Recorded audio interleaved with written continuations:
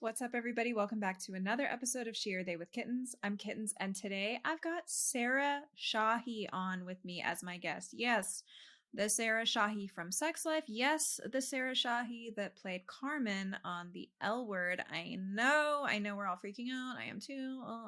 I'm so excited to have her on today, and honestly, I feel like I've met a good amount of people in my life that are, like celebrities or fancy whatever's. I've met quite a few. Thankfully, I've been in some amazing situations where there's all kinds of talented people around me. But when I met Sarah, bro, I was so giddy inside. I was like needed to keep it together because she's Persian like me. And in The L Word, which was like such a pivotal thing for me, I was 15 watching this. I had no idea what a lesbian was. I didn't know I was gay. I didn't know like any of this. And I see this woman who I find out is Persian. She's like doing so much cool stuff on the show, and she was a DJ. And like seeing that, I was just like, this kind of gave me a little bit of permission to be myself, you know? Like if this person, even if she's playing a fictional character, the fact that I could like identify with her identity, her like real life identity, and kind of bridge that with the character she was playing, I was like, okay, I think I might be bits and pieces of this. And so that gave me some permission to kind of be myself. But anyways, the way we met, which was so funny and like really a full circle moment, because mind you, like I watched The L Word religiously. Her character was a DJ. And so we met a few years back. I think it was like 2018 or 2017. I don't know. I was DJing this Pride event in Chicago, and she was hosting it. And I was like, oh my God, like she's going to be there and I'm going to be DJing. And the person that I looked up to that played a DJ is going to be there while you get what I'm saying. So anyways, we had this really cute moment. She like came out on stage while I was DJing and was like on the mic, and we had a good little time, and it was really cute. I'll insert clip. But yeah, anyways, I'm rambling now. I'm so excited to get into today's episode with Sarah because we are obviously going to talk a little bit about the L Word, which she shares some stuff that like honestly was so shocking to me about that experience.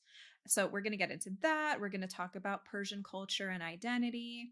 We're going to talk about mom stuff, SexLife, the show, and really so many inspiring little tidbits about just chasing your happiness, being yourself in the way that gives you the best shot at being fulfilled and happy in life, despite all the ups and downs. There's so many good little things that I was like, oh my God, I want to like tattoo this on my eyeballs because it's so good. I feel like I just need those little quotes to keep me going through difficult times and good times, honestly. But anyways, so we're going to get into today's episode with Sarah. Before we do, though, please make sure you like and subscribe and follow. Come find me on Instagram at she, her, they, or at I am kittens, or both. And there's also a newsletter. So if you go to www.sheherthey.com, you can go sign up and subscribe for the newsletter, which I send out every week. And there's always going to be some kind of like unreleased thing or early access to an episode or early announcements, like all kinds of fun stuff. So make sure you get signed up for that so you don't miss another episode or anything special that might be in the newsletter. So yeah, let's get into today's episode with Sarah SHAHI right now. How are you? Yeah, there we go. I'm so good. How are you? I'm good. This is so great. How long have you had this podcast? I actually started it like mid 2020. And Okay. it actually started from a playlist. I just had a playlist of like queer women in music. And I was like, there's no like central space for queer women in music. Like all the Pride playlists are all the same people. It's like Sam Smith and Britney Spears and Lady Gaga and like Madonna. We get it. Donna Summer. Yeah. Yeah. So I was like, whatever. Yeah. There's so many cool like queer women in music. So let me make a playlist. Yeah. And then I was like, oh my gosh, I know like 90% of these people. Let's have some cool chats about like creative journeys and authenticity and da-da-da. Yeah. And then I was like, there's so many cool people doing other shit that are maybe not queer or just people Yeah. doing different stuff that have some kind of Yeah. different identity or are going against the grain or doing Yeah. something Yeah. Yeah. inspiring. So I was like, let me just That's awesome. yeah. So it's really Yeah. really cute, and that was actually why I wanted to have you on for a few reasons. But Yeah. yeah, just we have to talk about the L word, obviously, and like I will get Sure. ripped if we don't. um, Yeah, I know, right? and I would love to talk to you about just like your experience with Persian identity and Yeah. everything with sex life and all that. I think your whole everything has been just so impactful and Yeah. inspiring and awesome. So I would love to Okay, chat good. about all that. But before we get into Okay, anything, good. can you go ahead and Yeah. introduce yourself, your name, pronouns, how you Yeah. identify, whatever that is, if it's your, like Mhm. from ethnic background to any of that, all the things. Yeah. Hey, I'm Sarah Shahi, and I just identify as Sarah Shahi. Love that. Awesome. Uh, That's all I got. I am who I am. I don't know. like it is what it is. It is Every what once in a while, I'm a piece of shit. Every once in a while, I'm pretty fucking cool. It's like I have one foot in each at all times. just rolling on with life, honestly. But Mm. you're a mommy, you're Yeah, Persian, I'm and a mom. are you mixed? You're not full Persian, are you? I forget. I'm pretty full. I mean, it was my grandmother on my mother's side that's Spanish, but I don't really but I'm much more I grew up much more around the Persian influence than anything Mhm. Spanish, honestly. The biggest sort of Spanish influence I got was living in California. So, because my mother was born and raised there, my father was Uh, from there, and so my whole childhood I grew up in Texas. I was born in Texas, and if anyone saw like the beginning of that movie Argo, that was kind of like my parents. That's how they fled and came to the States. It was like right as the revolution was happening. Like a lot of stories that are out there about us first generations and how we got here, and my dad, his family or his name, he was I'm not too clear, but what I know was that he had to flee because he was on a hit list to be executed. oh There god. were ties to the Shah, like way back in the day, like one of the very first ruling dynasties of Iran, like in the 1920s or 30s. Mhm. Um, that's where my sort of like lineage on my dad's side came from that. Mhm. And so yeah, my dad worked for the US Embassy at that time, and he and my mom, they kind of like just they fled in the middle of the night, left my brother behind, Oh wow. and then came to America. He had a job opportunity as like a cab driver in Texas, which is how they settled in Texas, and Wow. then they had me later. Yeah. Wow.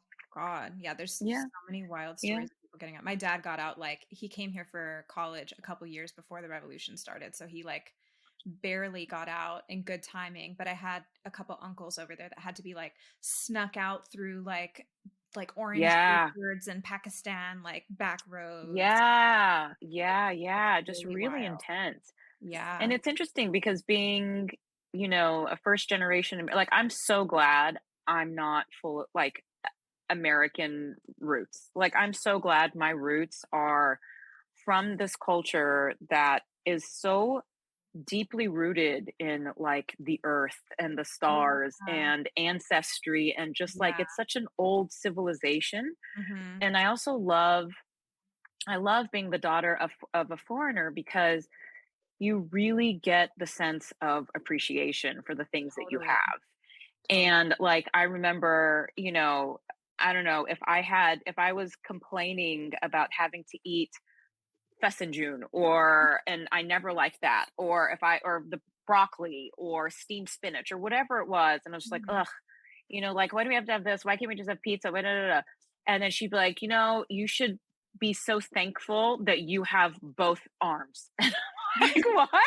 Like it's just such a weird thing to throw at a 5-year-old. Like Yeah. what? And it's not until I got older and honestly what's happening now that it all the stories of my youth really kind of They hit. came to my attention and they became true, and I was like, "Oh my gosh, wow, this is what she was talking about." you Totally. know? And so it's just, yeah, so I don't know, I'm really grateful. Like I chose the right people to come from. So Yeah. Oh, yeah. God, yeah, that yeah, yeah, totally relate to that. And that must have been such a trip growing up in Texas. Like, I mean, I've been to Texas a handful of times. Like, I know the yeah, general vibe, but growing up there as like child of immigrants, a yeah, more, yes. like non-white family, and Sarah's not your like given name, No, right? no, no, that's not my real name. My real name is Ahu. Yeah, which is And so cool. so, and oh, thank you. But like, you know, yeah, when you're in a class full of like 25 other kids named Jennifer or like And Becky. Anne Yeah. or yeah, Becky, like that kind of stuff, you know, it's like Mhm. Ahu was just, I got ridiculed so much in Yeah. school.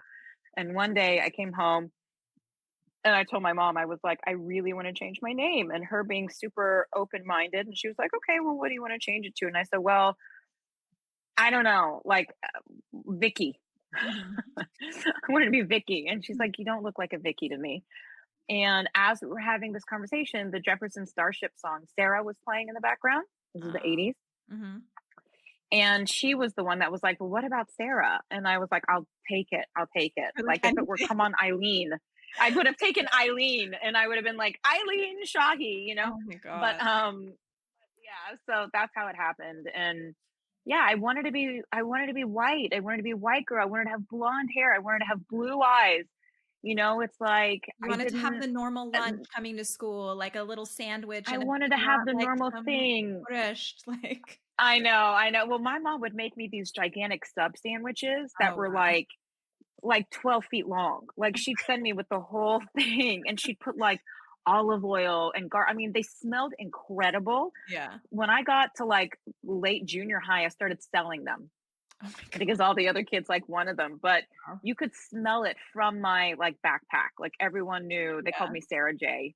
Hmm. Everyone's like, "Oh, Sarah J and her sandwiches." And then when I got older, I turned it into a little side hustle. Oh, wow. But yeah, like you just want to like fit in. You don't want to stick out. Yeah. And yeah, it's not till later that you realize how unique and how cool it is to stick out. Yeah, yeah. I think that's such a thing is like in general, all of the little bits of our personalities and identities that make us feel like we stick out or maybe like not fitting in or not, good enough or not going to be accepted, they end up being the thing that makes us even more powerful. And just embracing those it's really like what makes you so special and Yeah. unique. And it's always the stuff that we're Yeah. most scared of, which is Yeah. so wild that we're taught to be scared of who we are and like I know. I being know. judged. It's just really funky. And even the like Yeah. just with Persian culture and just everything that's happening over there right now, it makes it even more like we have our difficulties as women, as anybody who has Mhm. some kind of marginalized identity aspect. We all have Yeah. our issues and our struggles, especially here in the States, but then hearing how much worse it is in other places, it does make you go Yeah. like, okay, yeah, shit's pretty fucked up here, but like at least I have these things. And that makes me have a little bit Yeah. more energy to fight for people that need to be fought for and like raise my voice for people that maybe don't have a voice right now because I have the blessing of a little bit more freedom compared to other people. Yeah. How is it for you when you did the L word? Persians are very like not very accepting, homophobic, and like Yeah. super It's such a conservative. conservative culture. Yeah. So Yeah. how was that?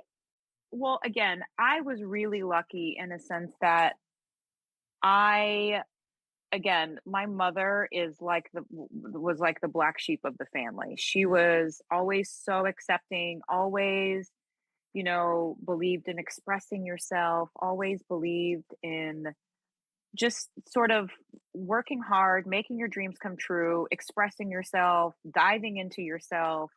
You know, I got really lucky that she really pushed all of those things when I was younger.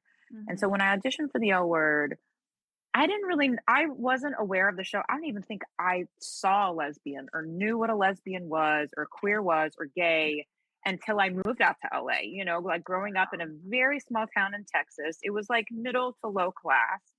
and really great. There was, I lived in this, very modest house up the street were a whole bunch of apartments that a lot of my friends were like they were Tongan. And so and they're a big cultural family, but again, not necessarily like into the homosexual culture. Like it was just not around me Yeah. that I was aware of, right? Yeah. I'm sure it was, but I just didn't know. Yeah. And so and then when I auditioned for the L Word and I had never seen the show before, and my like audition sides was Carmen and Shane. Mhm. And I thought Shane was a boy, I was like, oh, that's a boy, Right. it's a Oh my boy. gosh. And so I auditioned for the show and I thought Elle was love. And Bless you. and I was just like, oh, I know, so naive. And so yeah, so then I got the role and I was like, oh, okay. I was like, oh, this is awesome, like wow, I have a job. Like this is amazing. God. And then it wasn't, I can't remember, it was before I got the role. I think I went to the costume fitting and I saw all the girls, like I saw their pictures and I was like, oh, I was like, well, where's Shane? Which one's Oh my Shane? god, you had And no they're idea like, back then. that's Kate. I had no idea. And then my very first, and I was like, oh, and even then, like I wasn't scared. I wasn't upset. I wasn't bothered. Nothing affected me. Nothing Mhm. rattled me in the sense that it was going to be another woman. It was just different than what I thought. So I was like, oh, Right. okay. I've never done this before. I was like, all right, well, it's still just the same. Like, not much has changed, like Yeah. for me internally. Like, okay. And then, I remember the first day on set is when I met Kate, and it was like, Sarah, this is Kate. Kate, this is Sarah. In this scene, Kate's going to be going down on you. That was your first And scene? that was my first day. That was my first introduction. That Oh was my my first meeting god. with Kate. And I remember thinking to myself, like, Oh what did he my say? god. What is he going to do? Come again? And I was like, and like pretend, right? Every actor knows Yeah. how to do everything. Just fake it, fake it, fake it, fake it, make it. I was like, Yeah. okay, cool, no problem. And inside, I'm just like, what the fuck did I say? Like, what? What? Oh my god. Like, do women do that? Like, Oh my I god. don't think I had. I still don't think I'd found my own vagina at that point, let How alone old now were somebody's going you? down on me. How old was I? 21, 22, Oh my like god. Okay. Yeah. Wow. yeah, a late bloomer in general, but still, I was just like, hold on, do women do that? I was like, really? Okay, Wow. hey, you learned something new.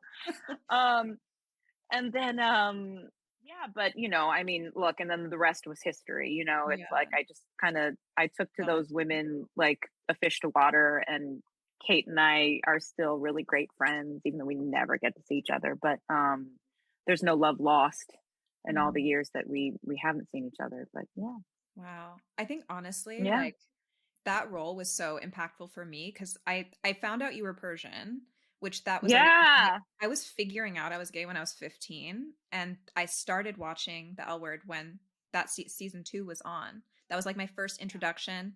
I had never met a lesbian before. I didn't really like know that was a thing really. And Right. my friend who was like curious because her boyfriend had been cheating on her, she's like, I'm gonna date girls because guys suck. And I was like, okay. And Yeah, she had yeah. started watching the show and I watched with her and I was like, oh my God, wait, what? And so I got like sucked into it and was like, wait, this is like things are happening here.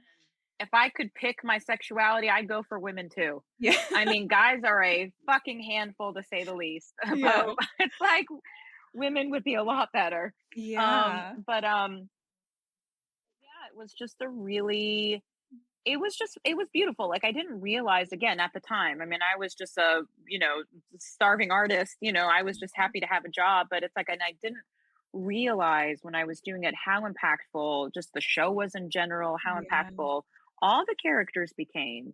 Right. And it wasn't until and my contract was only for 2 seasons. I was only contracted for the second and third. Yeah, I was I gonna kind of ask you have like like what happened. yeah, I have like commitment phobia when it comes Yeah. to like television shows and in general. Like it's like I'm not a very good TV person because I get I get bored. I want to see what's out there. Right. Like I'm a full-on commitment phobe, with television. Yeah. So from the beginning, it was only a 2-year deal, and Mhm. but yeah, it was really, really beautiful and impactful, and the stories, letters, people that would come up to me and just be like, "Your character helped me come out," or I came out to my parents by watching the show and they accepted me better because they understood it better, or Mhm. it was really cool to be a part of something that was kind of a pioneer of its time and Yeah, helped it so was many people. super groundbreaking at the time, like, we had Yeah, nothing, yeah, and still, I mean, there's been, like, different iterations of the L Word since, and, like, yeah, other shows that especially now the last few years, we're getting more representation in general, but, like, yeah, yeah, to me, still, like, that's like gay girls Sex in the City, like, it's just gonna for be a sure. timeless, impactful thing that everybody Just a goes to. classic. Yeah, yeah. Yep, it's just a classic, yeah. Wow. Yeah, Yeah. that had to be so, like, crazy to have that be your first role. My God. I know. The first role, the first day on set, like, my first introduction to, had I done Alias? Think I had done Alias. I was recurring on Alias right before that, and so I had, like, I wasn't a regular, and this Mhm. was my first regular gig, and yeah, for it to turn into this sort of iconic piece of art, is yeah, I'm just really, really grateful I got to be a part of it. Do you have ever, like, any thoughts or wishes that, like, I wish I would have done another season or come back, or, like, wish that the story of Carmen and Shane kind of evolved differently because it was such a tragic end? Yeah, it's like I reached out to this latest showrunner, or Marjan, I think her name was, Mhm. and they did not have any room for me to come back to the show. I reached out Mhm. quite a few times and was like, "I'd love to come and play with you guys for a bit, whether it's one episode, or I'd love to Mhm. be a part of this, or whatever." And it was just very clear that there was a line and they were not going to cross it with me. So I Yeah. really did want another opportunity to see. It would be fun to see Shane and Carmen currently. Yeah. Um, but yeah, I as far as saying yes to more seasons, or I mean, I was never approached, but I don't really regret anything. It's like I went off to a really kind of a critical darling after that, called Life, with this Mhm. actor named Damian Lewis, who is just marvelous, and I learned a lot from him. And I would just kind of got set on my trajectory a little bit, but no, I don't wish for anything different. Mhm. I would love to go back though for an episode or two and just see what would happen with these characters in the present day, but yeah, I don't Yeah. wish for anything different. Did that experience in general kind of help you with anything in your personal life as far as figuring yourself out and just, just who you I were and don't think I figured anything out. does anyone have anything figured out? That's I know. It's one of those things where I feel like when you read a script and there's something spiritual kind of that has to happen. You have to have this recognition, right? You have to have this, for me at least, I have to recognize parts of myself or my soul or something in the character that I'm playing. mm, Otherwise, I don't think I'm going to do a good job. yeah. And with all the roles that I've played, I've learned things about myself, and then I've made mistakes and I've had to go back and relearn some things. I mean, it's just the never ending journey of life. It's Yeah. like I'm writing a book right now, called Life is Lifey. And it's true. It's like we're up and down, we're left and right. And Mhm. one day we have it together and the next day, we Yeah. don't. And to just be able to manage all of those with sort of the highest vibrational attitude as possible. And, I used to think that that meant, like, when things are falling apart, to be like, I'm okay. I'm okay. I'm Mhm. totally okay. Like, I'm happy. Everything is great. But then you're just like a psychopath Yeah. and you're denying what's happening inside. You're just trying to suppress things. Mhm. But to really sort of dive into your emotions, sadness, grief, those are all, and it's like that saying, this too shall pass, with the good stuff and the bad stuff. So Right. not to get too stuck in any sort of, thing. Mhm. and to just take things as they come and to not resist. Sometimes I feel like that's the best way through things is you just don't resist. Totally. Totally. Yeah, I think people like when something good happens or life is like being is behaving for once and everything is like not falling Yeah. apart for once, Right, we right, we get a right. little too comfortable like, "Oh, okay, finally everything's good." And it's like it's good for now. Yeah. Like Yeah, and prepare, it's good it's to going to go up and celebrate down. those, and it's good to celebrate those. It's good to Mhm. have gratitude for those days and those Right. moments and everything, but, when the walls come crashing down, and they will, to be able to sort of navigate that in a similar perspective, I guess. It's Yeah. like sometimes I try to look at things from a bird's eye view, and Mhm. it's kind of like, okay, how big is this? How important is this? How much of my attention does it really deserve? Mhm. And Yeah, so I don't know. I'm still trying to figure it out, I guess. Yeah. But all I know is that That's I'm the point though. wiser than I was last year. That's all I try Yeah. to be. Yeah. I saw your was it Glamour? You wrote an article in Glamour, right? Oh Was it yeah, yeah, Glamour? yeah, yeah, Yeah. Yeah, yeah, I read that and yeah. I It was was glamour, like yeah. I sent it to like all my friends who are moms, but also it just like it really like it resonates so much because I don't have Oh kids obviously, but like I'm in my 30s and so many of my yeah, friends are either like they have kids or they're family planning or they're in like, they have like 1-year-olds and 3-year-olds and I sure, play auntie and I'm just observing and yeah, I have so much like compassion and empathy for what that kind of lifestyle is like because yeah. I feel like nobody really talks about it in a super honest way. They're like, yeah, being a mom's hard, or like getting older is hard, or Right, right, right. being in your 30s and 40s is hard, and it just kind of Yeah, stops there.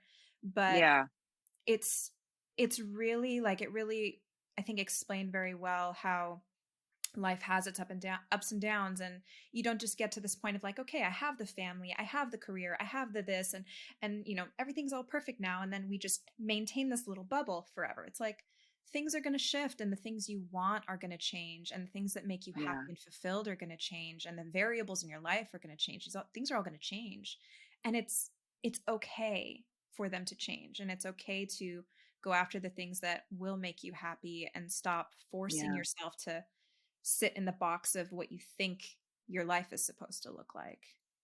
Yeah, yeah, and I just think, it's one of those things where I feel like, yes, it was definitely because I am a mom, I do have the perspective of a mother, Mhm. but it's also it can resonate true for anybody because I have had so many moments in my life, I think they became heightened after children, but like before, and I have friends who don't have kids and they are still kind of questioning like what would happen if I did this instead of that?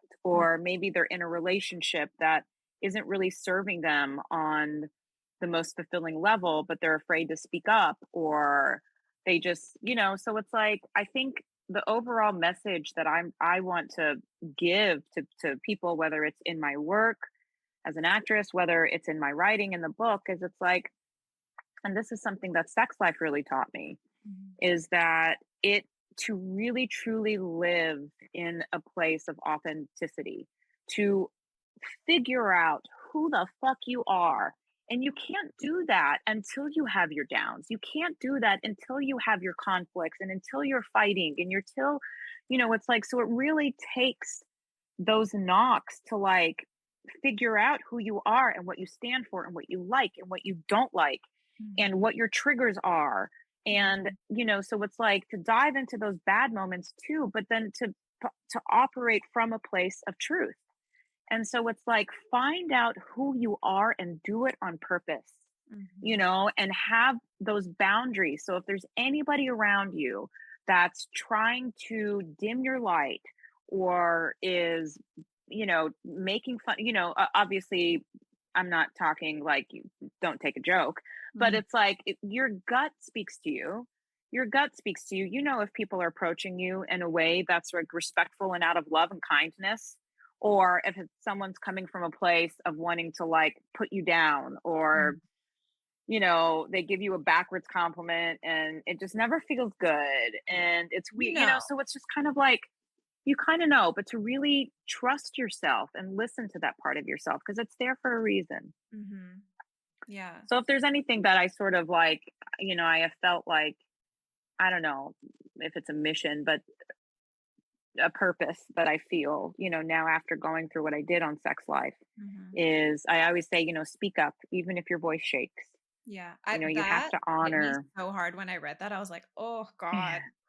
Like, Yeah, it's hard to do. yeah. It's Yeah. really hard to do. It's scary because I'm a people pleaser Yeah, same. and I'm trying to fix that. And I'm working, it's 43 I'm 43. Like I don't know when it started, but I was pretty young. Mhm. And I it's hard because the easy thing to do is we don't want conflict. Right. We don't want conflict. It's easier to keep the peace. We don't want conflict. And also, I'm somebody who naturally takes a lot on. Like, I can handle a lot of pressure, I can handle a lot of stress. And like, I still have a really good attitude about it all. So, for the most part, I'll take on the brunt of suppressing my emotions in order to create a peaceful environment. But Mhm. what I'm learning is that comes back to bite me so much. Yeah. It Yep, just every does. time. And I can't do that, and I'd much rather learn and start speaking from the truth and go through those conflicts no matter Mhm. how big or small they are and figure shit out sooner than later. Mhm, mhm. Yeah, one thing I'm practicing and I've had to, because same thing, and my therapist is like, Yeah, "Okay, we've got boundaries figured out. Now you're like, you've gone too far and now your boundaries are so rigid. Like, let's learn to flex the boundaries. We can have right. awareness." And that's a whole other thing too, is like, okay, I can speak Yeah, up, I can have boundaries, I can have my feelings, I can want more. And then now, how do I decide when to give a little and when to stand? And right. it's just a constant, it's a constant Yeah, learning game of just like ups and downs yeah. and back and forths and all that. Yeah, and I also think it's also, like ego, it's like Mhm. to like check the ego. Michael Beckwith has this great ego stands for edging God out. And sometimes if I get stuck in a place where I'm trying to decide if my boundaries are getting violated, like I feel my ego, my like chest. Like if I get jealous or insecure or if somebody went against what I said or what I thought, it's like Mhm. I feel it in a place, or is it the other way around? Hold on, wait. Now let me think about it. I feel it up here. That's where it is. I Mhm. feel it in my mind.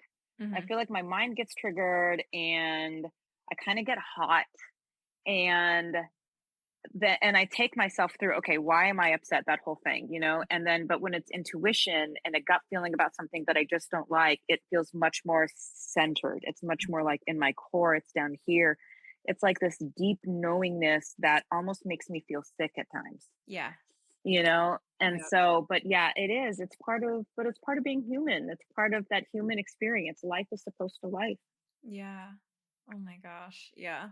It's, yeah, Yeah, the somatic experience of it all, just like having that, noting when you're feeling things in different spots of your body, it really tells you yeah, a lot if you actually just stop and yeah, tune into where it is. Like, is this fear, is this yeah, anxiety, is this ego, is this, what the hell is this, am I just yeah. excited, or is this really a good thing to go after? Like, there's so many different There's so many things. There's so many things. And I'm somebody who also doesn't want to regret anything. Mhm. So it's like I hate the idea of me being on my deathbed and looking back at my life and then going, I Mhm. should have done this. I should have done that. Or, I should have left that relationship or I should have dove into this or why didn't I do that? Like that to me sounds so sad. That's the Mhm. saddest thing ever is so I'd much rather do things, like I'm an Aries rising. And so it's like that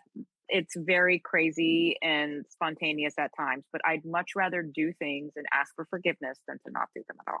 Right. I think forgiveness is another thing that people struggle with so much and need to learn to forgive themselves in a different way, because it's so easy to look back and be like, I wish I would have, left that relationship sooner, or chased my Yeah. dreams sooner, or worked faster, Right. or, done this thing differently, and I could be somewhere else by now and be happier by now, or be more Mm, fulfilled by now. right. And I think learning to forgive ourselves for all the detours on our journey is so Yeah. important. And that's the thing too, right? Is it's like you can't know before you know, Yeah. and it's like we're always trying to make the best decisions that we think are going to serve ourselves the best in the moment. Hmm. And hindsight is 2020, and we do learn as we grow. And even if we grow just 1% a year, that's still growth Yeah. in some area, Yeah. And worth and celebrating. so say that again. And worth celebrating. Like that And one. that's right. Yeah. Yeah. And yeah, but you're right. It's like to be able to have that same sort of self-compassion, Mhm. for ourselves, to love ourselves as unconditionally as we would love a partner or whatever. It's like we Mhm. do owe it to ourselves to give ourselves that same compassion. Mhm. Everyone's just trying to do their best. Yeah. Did doing your role as Billie on Sex Life, did that help you with kind of forgiving yourself for wanting to be happier and going after just Yeah, I mean, the period my mental state when I got Billy is I was already sort of bubbling over with frustration and confusion and a desire to sort of break free. Mhm. And so the days of me sort of like getting mad at myself for wanting that, those had already happened years prior. It's like I really accepted a version of my life that was not what I wanted for quite a number of years. Mhm. And and so by the time I got Billy, she was just like a buzz in my veins that I couldn't get out. It Mhm. was almost like I had, become possessed by this fictional character, and the courage that the character had to question those things, to act on those things really sort of infected me. Mhm. And I started having courage to do things. And it doesn't and it was over 2020. I cried. I mean, it was so hard. Everyone knows I got a divorce in 2020, and it was just so hard. I mean, I was Uber eating, a bottle of Milagro, every day, and locking myself in the bathroom just so I could cry. It was Yeah. just Hard. it was really hard, but it was right. And, coming through the other side and sort of finding, a life that was more in tune with who I am, like, was worth all the pain. It's funny how the universe really presents us with exactly what we need when we need it. Sometimes we need that little Mhm. in the butt, or that thing that's going to give us that extra Yeah. ounce of courage or push when Yeah. we're struggling. Yeah, and you know what? I couldn't make the decisions earlier. Like, Mhm. the decisions that I made in 2020, I was ready to make those decisions, Mhm. and the reason they didn't happen earlier was because I wasn't ready earlier. Right. And and I had more children, which I don't regret that. I have, it's like, so everything led up to me being who I am now. And that's somebody that I can lay my head down at night and be proud of sort of who I am and the example I can lead to my kids. Mhm. Do you have any advice for anyone who maybe doesn't have a Billy role that is presented to them, or Yeah. something in life that they're struggling to do what they know would make them happier, but they don't quite have that sign or that thing? Yeah. Like, what would you Yeah. say to people who are like dealing with that? I mean, the very simple thing is that speak up even if your voice shakes. And so a lot of times for me, the way I would start off conversations that were really difficult Mhm. is I would actually just be so vulnerable and so honest. Never come from a place of like attack or trying to put the other person down or make them wrong, but it would be like, I'm really scared to say this to you right now. So it's taking a lot of courage for me to even say this. Mhm. So if you can please just hear me out. I blah, blah, blah, blah, blah, blah, blah, blah, Right. blah. and to just be super, super honest. Because if you're super honest and very vulnerable, then I feel like you can't regret how things go down. Right. But if you're coming from a place of either manipulation or you're trying to pretend to be cool or you're pretending like you're not hurt when something really does hurt you Right. or you're lying about something and it doesn't go the way you want, you'll never know the truth because you weren't being honest. So true. So, so I just really say, it's like dive into those hard conversations, because sort of like the truth of who you are and what your soul is asking you to do and why you're here, like those are all in those hard conversations, and just be really, really vulnerable. Come with your heart in your hand and say these things because I feel like people will hear things better too. Like if you aren't attacking and you're not using like you words, you Mhm. make me feel like this, but instead it's like I feel blah blah blah blah blah blah. Yeah. So that's the advice I would give, I guess. Yeah. No, that's solid advice. It's simple and solid advice. Like, just be And also honest and and don't all expect people. Like, like like another one, another little like I'm like a bumper sticker with my mhm. metaphors and the little sayings sometimes. But follow your happy. That was something I heard Goldie Hawn say one time, and I thought that was so simple. Like Yeah. people who don't know what to do or don't know what direction to take or whatever, but it's like maybe you don't know enough to figure out the rest of your life, but follow your happy. Like what Right. makes you happy, and laugh and not to forget that it's like it's life's purpose to life. So Mhm. it's like nothing is really that important in the long run. Mhm. And you never know. It's like we're all on borrowed time. Nobody gets out of here alive.